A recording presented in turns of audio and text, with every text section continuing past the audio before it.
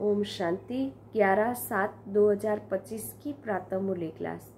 मूल्य का सार है, मीठे बच्चे, पहले पहले सबको बाप का सही परिचय देकर गीता का भगवान सिद्ध करो, फिर तुम्हारा नाम बाला होगा। प्रश्न है, तुम बच्चों ने चारों युगों में चक्कर लगाया है, उसकी रस्म भक्ति में चल रही है, वह कौन सी है?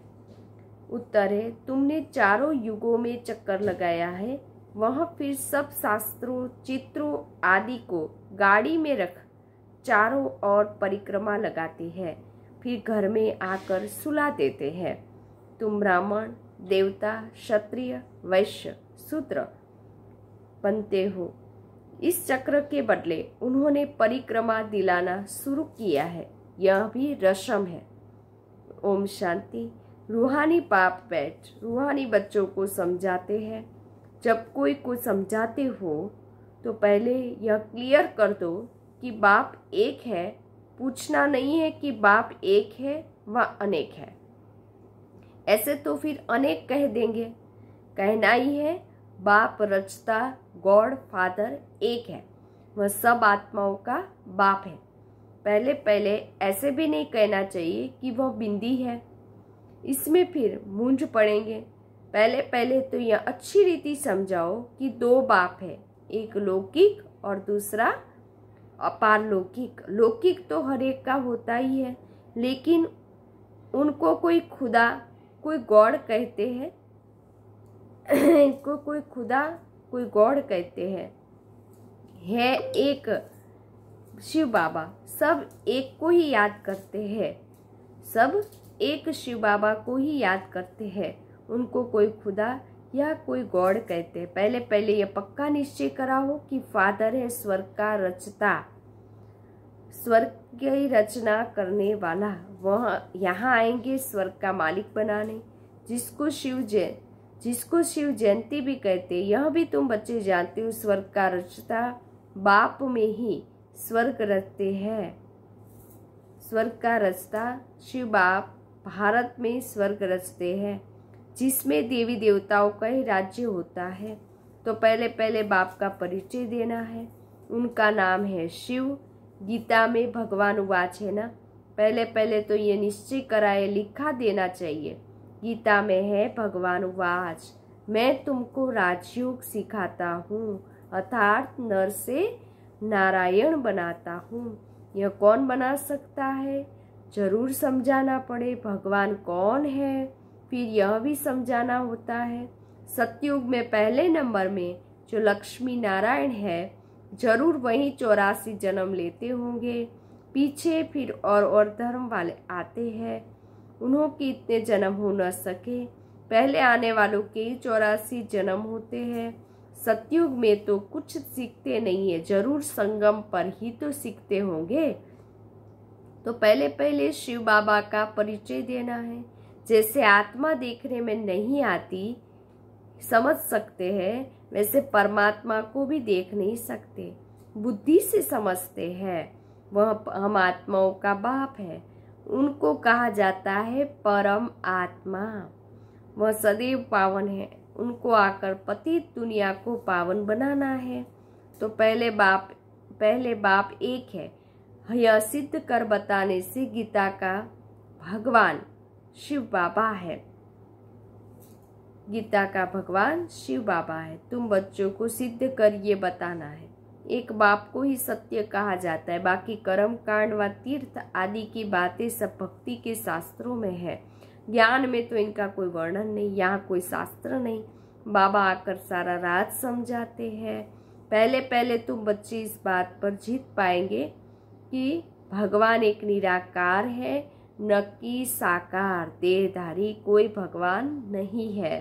परमात्मा परमपिता परमात्मा शिव भगवान उवाच, ज्ञान का सागर सबका एक बाप है। श्री कृष्ण तो सबका बाप हो नहीं सकता, वह किसी को कह नहीं सकता कि देह के सब धर्म छोड़ मामेकम याद करो।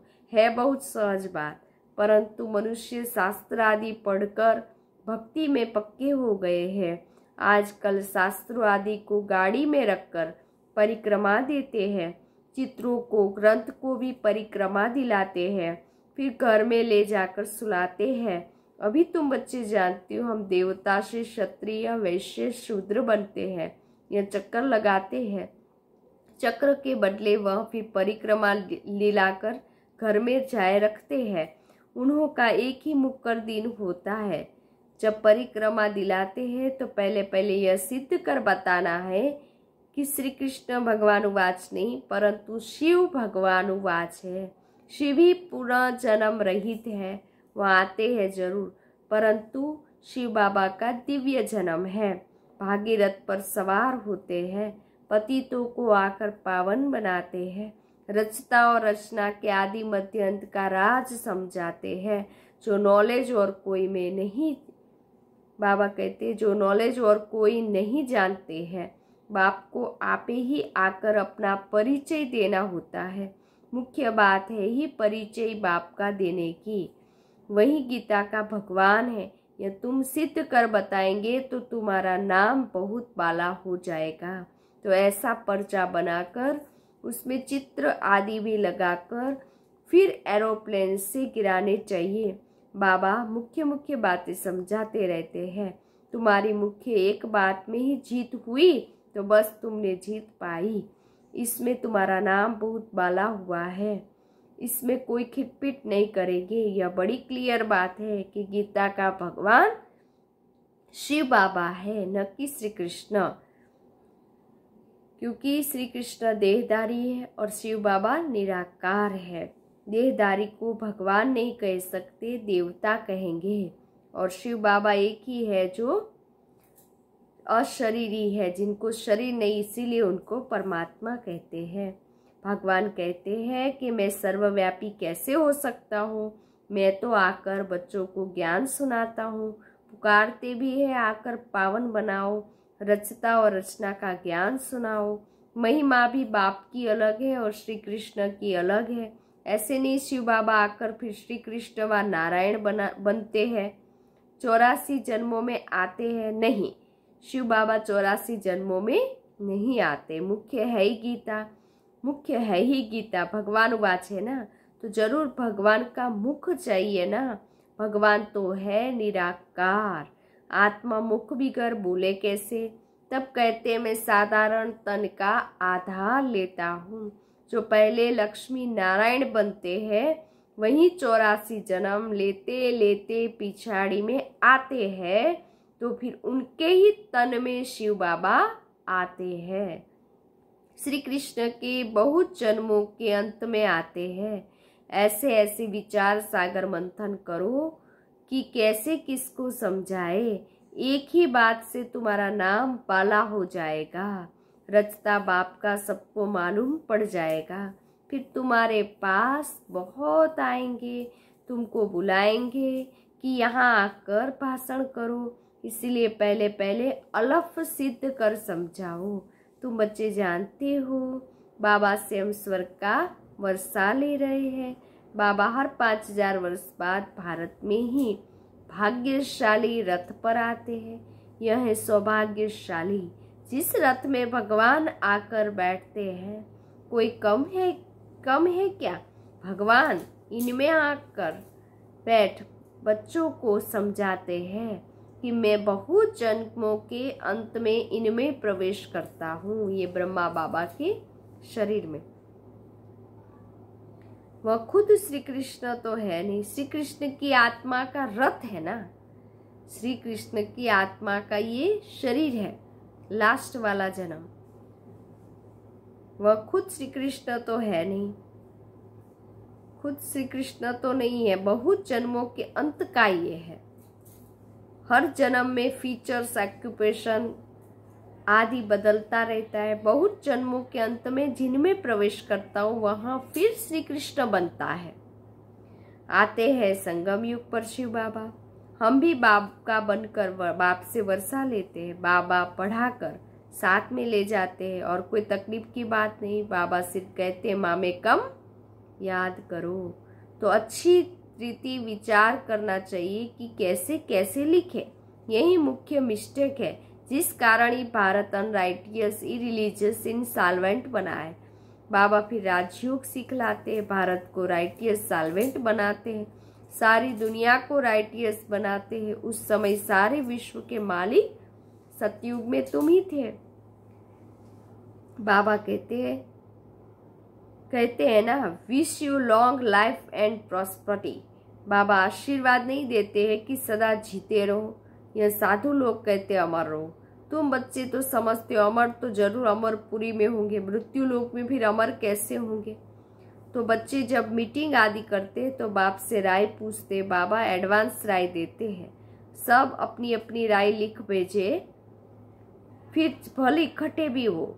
राय तो मुरली में लिखने से सबके पास पहुंच सकती है। 2-3 हजार खर्चा बच जावे। इन 2-3 हजार से तो 2-3 सेंटर खोल सकते हैं। गांव गांव में जाना चाहिए चित्र आदि लेकर। बाबा कहते हैं गांव गांव में जाना चाहिए चित्र आदि लेकर।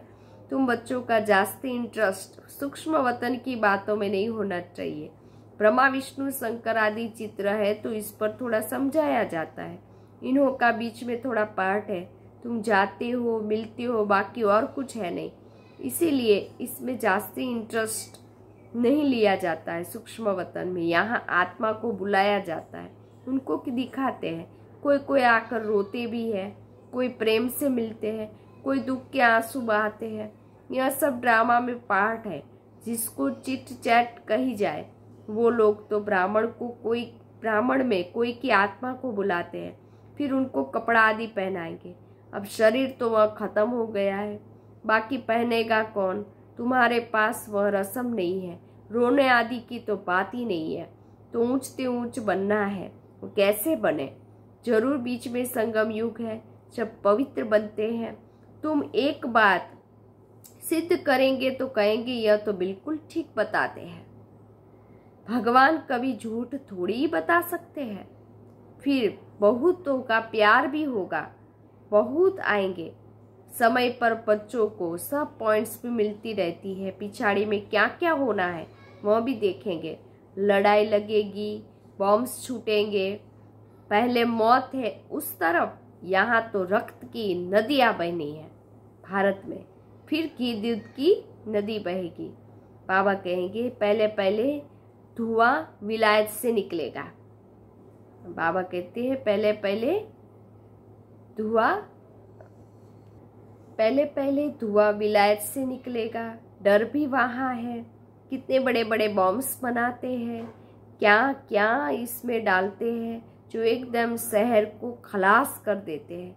यह भी बताना है किसने स्वर्ग की राजाई स्थापन की। हेवनली गॉड फादर जरूर संगम पर ही आते हैं। तुम जानते हो अभी संगम है। तुमको मुख्य बात समझाई जाती है कि बाप को याद करो, जिससे हमारे पाप कटेंगे। भगवान जब आया था तो कहा था मामे कम याद करो तो तुम सतो प्रधान बन जाएंगे, मुक्ति धाम में जाएंगे। फिर पहले से लेकर चक्र रिपीट होगा। बाबा कहते हैं यह अमर कथा अमर बाबा तुमको सुनाते हैं। तुम्हारे अनेक नाम रख दिए। मुख्य पहले डिटिज्म, फिर सबकी वृद्धि होते होते बढ़ता जाता है। बाबा कहते हैं शिव बाबा आते एक धर्म की स्थापना करने के लिए, आदि सनातन देवी देवता धर्म की स्थापना करने के लिए। तुम जानते हो बाबा हमको पढ़ाते हैं, तुम अनुभव से कहते हो, तो यह शुद्ध अहंकार रहना चाहिए कि भगवान हमको पढ़ा रहे हैं तो और क्या चाहिए। जबकि हम विश्व के मालिक बनते तो खुशी क्यों नहीं रहती है। या निश्चय में कहाँ संशय है। बाप में संशय नहीं लाना चाहिए, माया संशय में लाकर भुला देती है। बाबा ने समझाया है माया आंखों द्वारा बहुत धोखा देती है। अच्छी चीज देखेंगे तो दिल बित बित करेगी खाए। आंखों से देखते हैं तब क्रोध आता है मारने के लिए। देखे ही नहीं तो मारे कैसे। आंखों से देखते हैं तब लोभ मोह भी होता है। मुख्य धोखा देने वाली है आंखें। इन पर पूरी नजर रखनी चाहिए। आत्मा को ज्ञान मिलता है तो फिर क्रिमिनलपना छूट जाता है। ऐसे भी नहीं आंखों को निकाल देना है, तुम्हें तो क्रिमिनल आई को सिविल आई बनाना है। अच्छा, मीठे मीठे सिक्के लदे बच्चों प्रति माता पिता बाप दादा का याद प्यार और गुड मॉर्निंग। रूहानी बाप की रूहानी बच्चों को नमस्ते। हम रूहानी बच्चों की रूहानी बाप दादा को याद प्यार गुड मॉर्निंग, नमस्ते नमस्ते नमस्ते। सदा रहो हंसते। मैं कौन, आत्मा मेरा कौन, शिव बाबा कहाँ जाना, परम धाम। बाबा थैंक यू, बाबा शुक्रिया, मेरा बाबा, मीठा बाबा, प्यारा बाबा, लाडला बाबा, बाबा बाबा। धन्यवाद बाबा। धारणा के लिए मुख्य सार, सदा इसी नशे व खुशी में रहना है कि हमको भगवान पढ़ाते हैं। किसी भी बात में संशय बुद्धि नहीं होना है, शुद्ध अहंकार रखना है। दूसरी पॉइंट्स, सूक्ष्म वतन की बातों में ज्यादा इंटरेस्ट नहीं रखना है। आत्मा को सतो प्रदान बनाने का पूरा पुरुषार्थ करना है। आपस में राय कर सबको बाप की सही पहचान देनी है। वरदान, पास विथ ऑनर बनने के लिए पुरुषार्थ की गति तीव्र और ब्रेक पावरफुल रखने वाली यथार्थी योगी भव। वर्तमान समय के प्रमाण पुरुषार्थ की गति तीव्र और ब्रेक पावरफुल चाहिए, तब अंत मते बाबा कहते तब तो अंत में पास विथ ऑनर बन सकेंगे, क्योंकि उस समय की परिस्थितियां बुद्धि में अनेक संकल्प लाने वाली होगी। अंत की सब परिस्थितियां उस समय सब संकल्पों से परे एक संकल्प में स्थित होने का अभ्यास चाहिए। जिस समय विस्तार में बिखरी हुई बुद्धि हो उस समय स्टॉप करने की प्रैक्टिस चाहिए।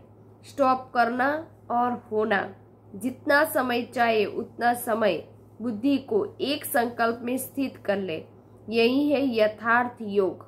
स्लोगन, आप ओबीडिएंट सर्वेंट हो, इसीलिए अलमस्त नहीं हो सकते। सर्वेंट माना सदा सेवा पर उपस्थित। अव्यक्त इशारे, संकल्पों की शक्ति जमा कर श्रेष्ठ सेवा के निमित्त बनो। जैसे इंजेक्शन के द्वारा ब्लड में शक्ति भर देते हैं, ऐसे आपका श्रेष्ठ संकल्प इंजेक्शन का काम करेगा। संकल्प द्वारा संकल्प में शक्ति आ जाए। अभी इस सेवा की बहुत आवश्यकता है। स्वयं की सेफ्टी के लिए भी शुभ और श्रेष्ठ संकल्प की शक्ति और निर्भयता की शक्ति जमा करो, तभी अंत सुहाना और बेहद के कार्य में सहयोगी बन बेहद की विश्व के राज्य अधिकारी बन सकेंगे। अच्छा, ओम शांति।